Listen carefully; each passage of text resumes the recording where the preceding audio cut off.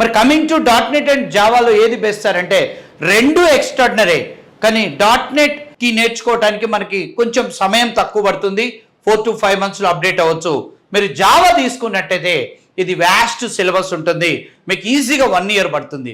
మీకున్న సమయాన్ని బట్టి వెదర్ డాట్ నెట్ ఆ జావా అనేది నిర్ణయించుకోవచ్చు.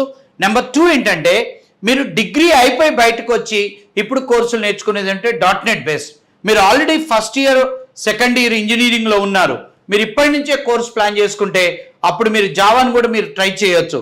అండ్ ఇంకొక సమస్య ఎలా అంటే వ్యాస్ట్ సిలబస్ కాబట్టి జావాని మీరు ఫస్ట్ సెకండ్ ఇయర్లో కోర్ జావా, సెకండ్ థర్డ్ ఇయర్లో అడ్వాన్స్డ్ జావా, తర్వాత కొన్ని జావాలో మనకి ఫ్రేమ్ వర్క్స్ ఉంటాయి. సో అలా ప్లాన్ చేసుకోవాలి. అదే మీరు డిగ్రీ అయిపోయినాక మీరు అమీర్పేటో బెంగళూరు ఎక్కడో ఇన్స్టిట్యూట్స్కి వచ్చి మీరు ఇప్పుడు జావాను మొదలుపెట్టినట్టయితే 1.5 year మీకు లెర్నింగ్ టైం పడుతుంది.